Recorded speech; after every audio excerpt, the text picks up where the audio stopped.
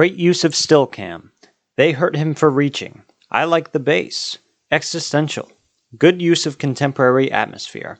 The director loves photography. She's got the sunlight. These are a few notes I took before the movie Exhibiting Forgiveness by director Titus Kaphar.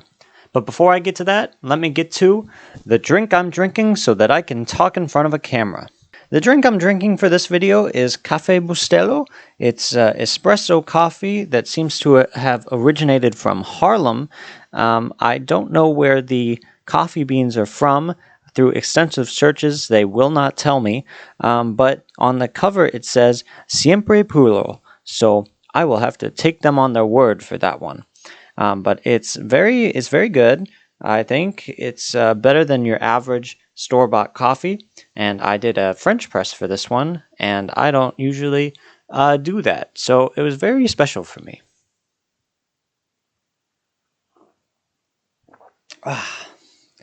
Usually when I drink coffee, I have an anxiety attack, so hopefully that doesn't happen this time. Exhibiting Forgiveness is about a black artist on the path to success who is derailed by an unexpected visit from his estranged father, a recovering addict desperate to reconcile. Together, they struggle and learn that forgetting might be a greater challenge than forgiving. This film was phenomenal in a lot of ways. It had great direction, great cinematography, great lighting, great editing, great performances, a great story. All across the board, I was a huge fan of this film. So I love artwork. I'm not very good at it, but I absolutely love it, as you can see from the wall behind me. It's something that I think has a lot of power, it has a lot of influence, and I think it's wrongfully assumed to be a pretentious and above-it-all art form.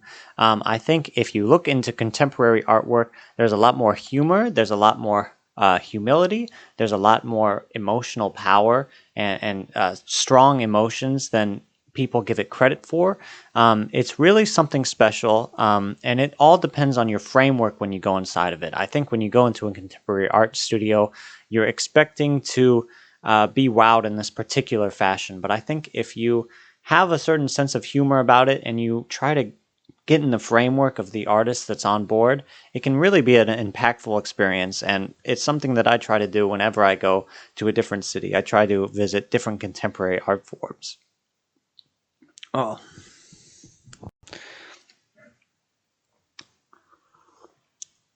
One of my favorite things about art is it is the only art form to be able to successfully stop time. Music, storytelling, movies, those art forms, they can play with time, they can manipulate time, but at the end of the day, they are confined by the shackles of time. And art is the only one that can put it on pause, at the very least, and you can stop and you can look at it.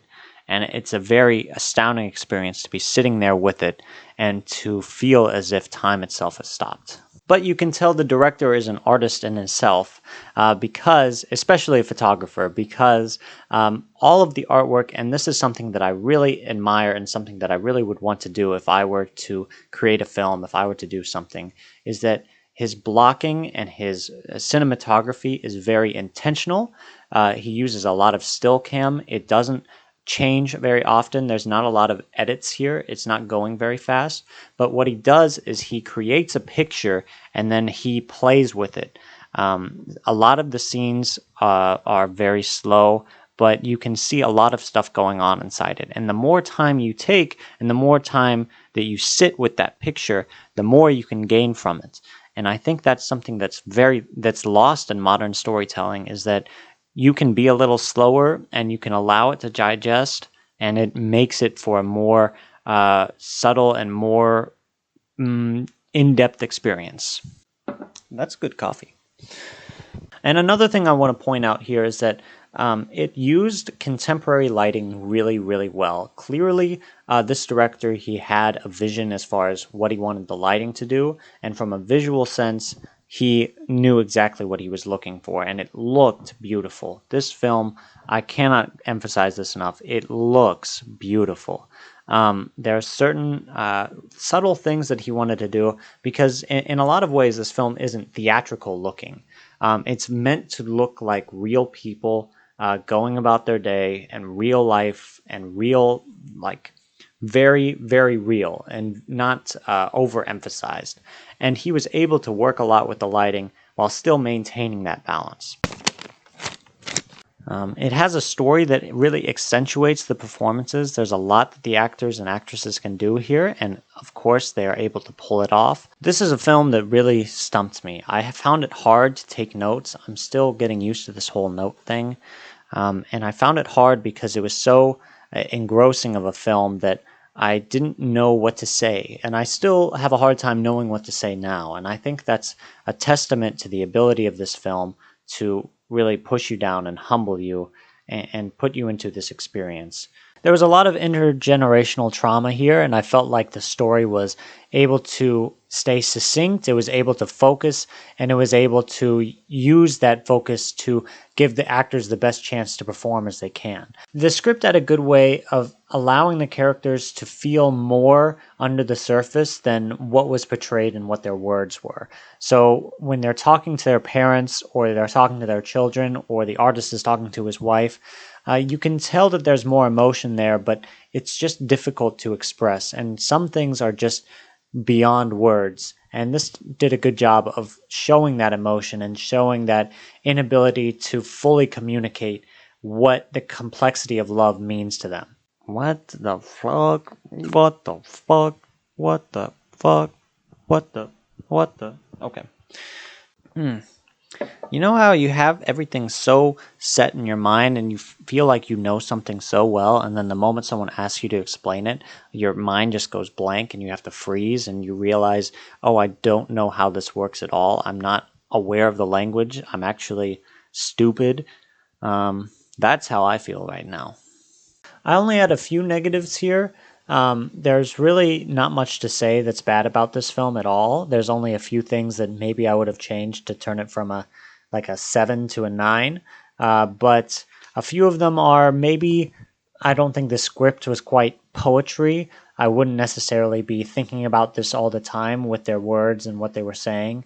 The acting was really good, although it's not necessarily going to win any awards, I don't think. But there are some phenomenal actors, some new actors that I really would want to check out. So, yeah. Yeah. And maybe a little bit more mise en scène. I felt like sometimes that the subtlety was a little too much, and maybe I would have gone a little more theatrical. But other than that, I think this is one of the best films of the year. This is the best film that's out right now, in my opinion.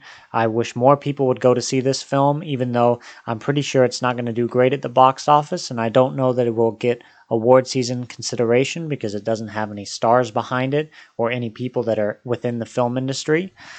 So I encourage anyone who wants to go see a movie, please go see this movie. If you're a friend of mine and you want to go see this movie, text me and I will go watch it again. So please watch it. Oh yeah, I'm going to give it a Lionturtle and a Squirt. Cheers.